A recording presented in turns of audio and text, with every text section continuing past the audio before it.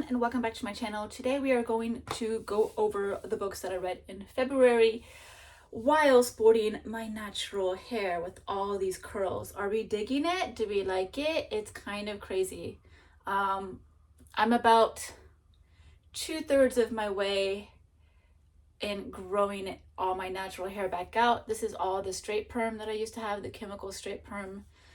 But we're getting there. I'm still don't know if I'm going to keep the curly hair or go back to going straight, but we're trying something new. So I hope you still recognize me because this is definitely not my normal style. I think Japanese summer will determine whether or not I keep this because the volume is crazy, even just in winter. So summer is going to be ridiculous with the humidity. But yeah, let me go over the books that I read in February. I ended up reading 3 books. I started off really strong. In February, I started off with a lot of motivation, and I was really excited about reading. In fact, I was so excited about reading, I started a lot of books, and then I just kept jumping from one to the other. So I have a ridiculously large currently reading pile. So hopefully that means in the month of March that I will be finishing a few of those books. But basically, I read 3 books, and there was one that I loved. So let me start with the 2 that are just books that I read. Let's start off with the first one. I read another Amelie Nothomb book. Amelie Nothomb is a French writing Belgium author who publishes a book once a year, basically. She's stated in an interview that she's written over 100 books, but she publishes them at a pace of one a year. And this is the 26th book that I read by her. Not all of her books get translated to English. Basically, only her most famous works have gotten translated into English. And I understand why. I don't think they all need to be translated, especially not this one. But this book is called Le Livre des Soeurs, which means the sister's book. And I have to say, I struggled through this. So all of her books are pretty much the same size. They're all within in between 150 and 200 pages. So they're really good for reading in 1 or 2 sittings, 1 or 2 longish sittings. For me, they're great for reading in the train because these books are very slim and I can easily pick them up and back down. And for the most part, I enjoy having these Amelie Nothomb moments. I enjoy, for the most part, her books. I usually have a good reading experience, but I struggle with this one. I just did not care for it. So basically, it's about 2 sisters. One,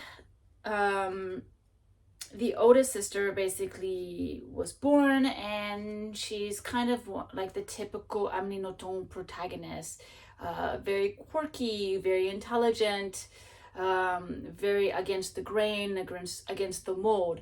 And basically, she's the daughter of 2 parents that are absolutely obsessed with one another. It's lovey-dovey, all of their peers were saying, oh, you guys will get over this. Once you're married, you'll get over it. You'll get over the honeymoon phase. But no, they've always stayed in this honeymoon phase. And they basically only had a child because people recommended that they have a child. But the thing is that they're just not good parents. They ignore the child. They let her be on her own. They don't really educate her. They don't really encourage her or anything. She kind of just exists. She exists in the same way that people turn on televisions for background noise. So this little girl, she exists in the background. And it's just noise to these parents. So she kind of has to educate herself. She has to find herself in this little world that's been created and that she's kind of been thrown into. And then eventually they have another child because, again, their peers were saying, well, the little girl needs a companion, needs a friend, needs someone at home. And our protagonist becomes obsessed with her little sister because, she wants to show love to the little sister that she doesn't get herself. And it just turns into a standard Amelie Nothomb book where they have their own, both girls have their own little obsessions. They're in situations that aren't ideal. They're precocious. They're not precocious. They have a cousin who's kind of just not very intelligent, and who has a mother who's also the type who just drinks and smokes cigarettes all day. And yet our protagonist is obsessed with this aunt just because the aunt is very different than her own mother. And it's just a very, very, just not a really good family.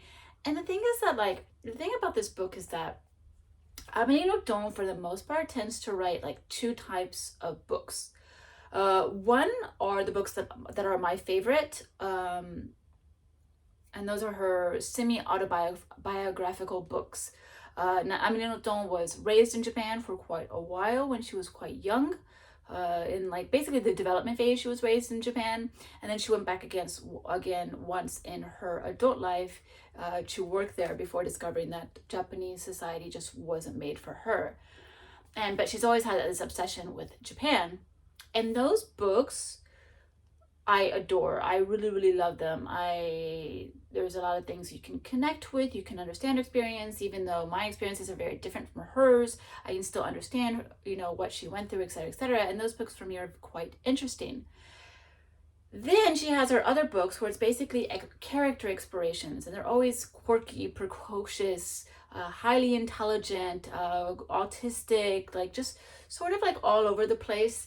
And it's always about them in like kind of weird situations and their relations with people around them when they're not just like typical people. And this one is kind of weird because usually those books, since they're character explorations, they usually don't follow a theme, or they're not usually like, she's not usually trying to tell a message with her books. I mean, don't she just kind of like explores characters.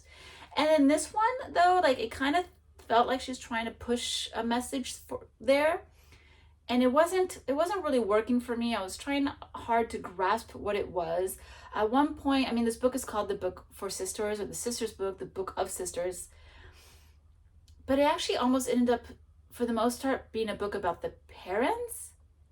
So I don't know. And then there's like this weird thing that happens in the middle where it's just like, like it's standard Nothomb, but it still felt really out of place for her. So this is kind of a book where I'm at this point, and I've been at this point for quite a while now, where like this is the 26th book I've read by her. I have one more on my physical TBR pile. That would make 27. She's written a few more than that. I'm a little bit behind on her books, but my ratings for her books have gotten lower and lower with time, and my enjoyment of her books have gone lower and lower in time. And I'm starting to reach the point where I think I might be done. I might only read the books that she's written that are the semi-autobiographical books, because those are really the only ones that interest me. And so I think I might be pretty much done. I think after I read the other Nothomb, I might just like either take like a 10-year gap or just like leave her altogether. So I read that, and then I decided to pick up Beast in the Shadows by Edogawa Ranpo. I read Edogawa Ranpo is like one of the most famous classic detective mystery writers. Ooh, look at my nails match. Sorry, that's really fun. We're having everything here. We're having crazy nails, crazy hair, just a little bit of everything. But I read, so he's a classic detective mystery, one of the most famous Japanese mystery writers out there, but I've never actually read him. Granted, I don't read that much mystery, much thriller, but I do try and go through all the classic Japanese authors just because, it's my passion. It's the thing I do. And so I read my first one of his over the summer, and I decided to immediately read another one because this year we're all about reading the authors we want to read, right? And this one was very, very classic. It's a very simple story. Basically, our protagonist is a crime novelist, and he gets approached by this woman, and they build a relationship based off of their mutual love for crime novels. And eventually, she comes to him asking for advice because she is getting stalked by a former, not a former lover, but a former male person who was infatuated with her, and she rejected him, and he kind of is coming back to her life in a stalker kind of way. But he's like writing very threatening letters to her. They're very sadistic. It shows that he's actually observing her. It almost feels like he's in the house because he knows too much. And so she asked our protagonist, the crime novelist, if he can help, because what better to get in the mind of a criminal than a crime novelist? So that's the story with this one, and it's very classic. The writing is superb, but I think, so the writing is superb. It's really, really good. The plotting is very good. The pace is really good. I wasn't very hooked on this story though. This story didn't really do much for me. I'm gonna make sure you can see my nails because they're so good. This didn't really do much for me because the story could only go in one way, and it went there. It was very predictable, and that's not always a bad thing. Like, you watch the movie Titanic and you know the Titanic's gonna sink. Like, you know it's gonna end, but it's all about the journey and how you get there.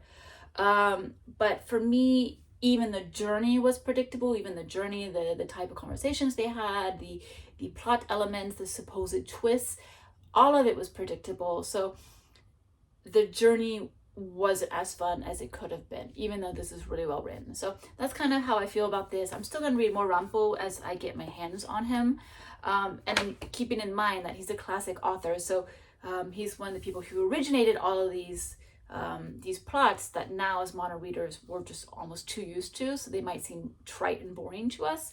But still keeping in mind all of that, like, I still want to read more of his books, but this one just didn't do as much. So now the book that I love, this is the book I was absolutely hooked on, and that is The Betrothed, the very, very famous Italian classic by Alessandro Manzoni. Very famous in Italy, I should say. Maybe this isn't a classic that's as famous these days. I think it's gone kind of maybe gone out of fashion. I definitely was not familiar with this book until I picked it up on at a sale. And this book is about these two lovers who are about to get married. However, the priest that is supposed to marry them has gotten a threat from a particular very rich, very influential, but very dangerous aristocrat who sends his bullies and to tell the priest, do not marry these two people. They must absolutely not get married. If you marry them, we'll kill you, basically. And so because of that, the young couple is not able to get married, and now they're trying to escape the influence of this aristocrat. And through this, as they're trying to escape him, they get separated for the span of 2 years. So we follow the 2 years of their separation as they go through very significant moments within history in Italy at this time. And so they have to deal with famine, and they have to deal with imprisonment and false accusations and broken vows and plague, etc., etc. And I absolutely love this book, especially the first half. So I would say there's a big shift in terms of the narrative as you get into the second half. But like the first half, for me, it's like, if you like Alexandre Dumas, if you like Zorro, for example, like if you like Zorro, you'll love this book. Like, at least the very first half. It's full of all of like the bravado and the danger and like the aristocrats versus the poor, like when evil has power and influence and money and what they do to manipulate people to get what they want. Then you have like the characters who are trying to get help from other characters, and they all have these fantastic personalities. And so, they're just trying to go through this situation that they're in while meeting all these fancy, fun characters and going through these incredible ordeals. And I absolutely love that. So the first half flew through it. Now you get to the second half, and the second half gets a little bit heavy on the Catholicism. So actually, it turns out this book is the favorite book of the Pope. I don't remember if that's the current Pope or a Pope in the past, but there is a Pope, and this is his favorite book. And you can understand why, because it becomes very about actually not the benefits of Catholicism, but basically if you put faith in Catholicism and you put your faith in the right way, and you don't try to, manipulate it for your favor, or if you don't try to take advantage of it, if you're just really just pure at heart, and if you really just have the best of intentions, like even if something doesn't go in a way that favors you, you can still come out of a situation in a positive way if you take God into mind and use him as a means to find faith and to find courage.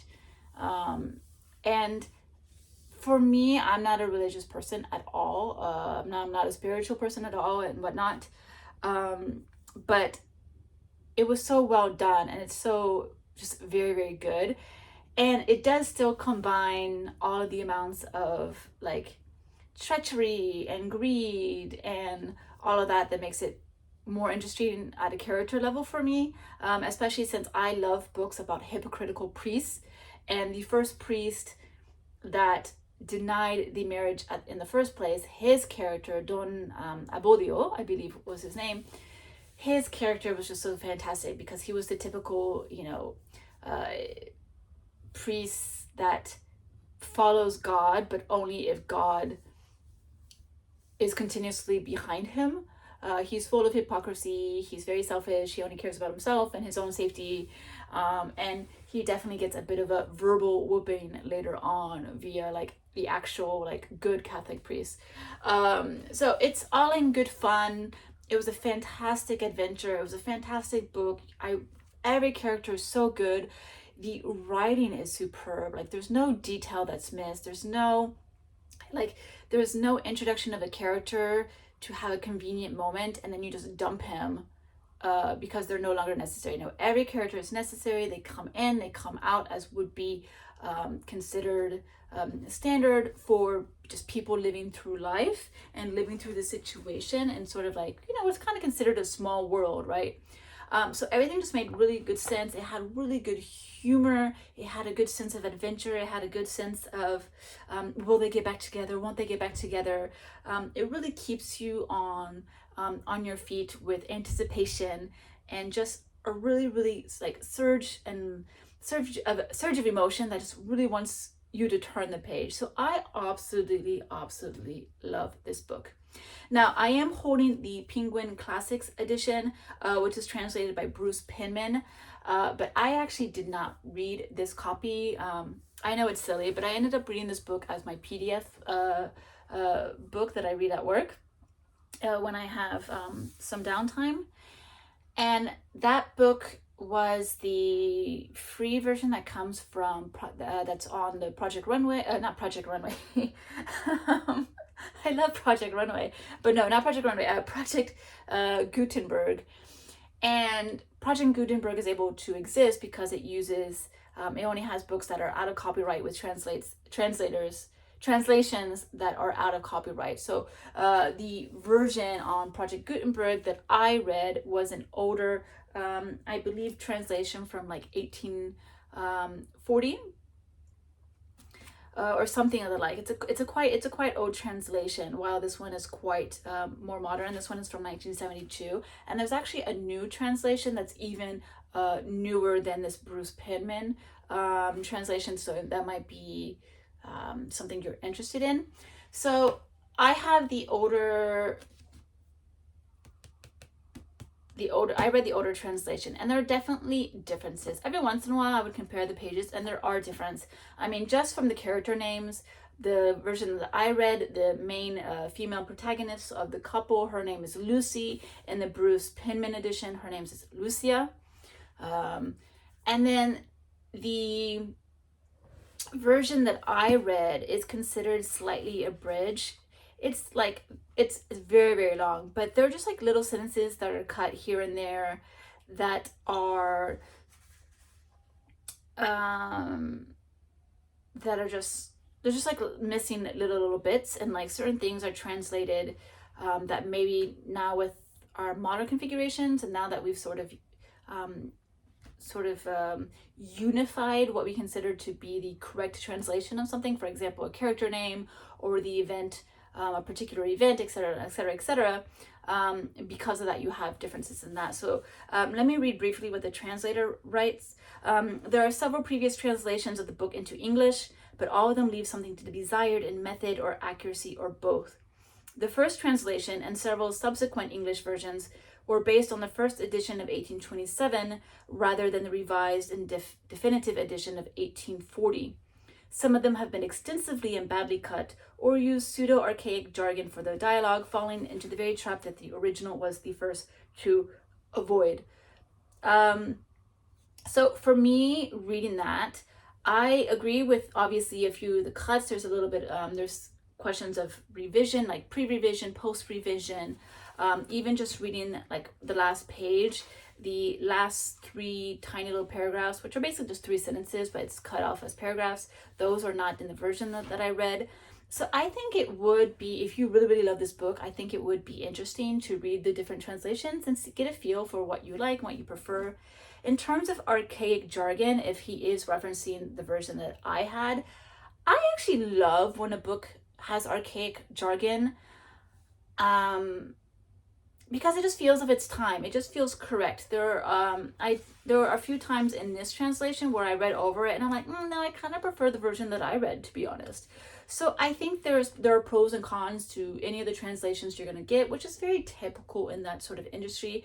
Translations can be very, very subjective. They can be very dependent on just your experience, what you enjoy reading, what you feel is correct for a particular time period.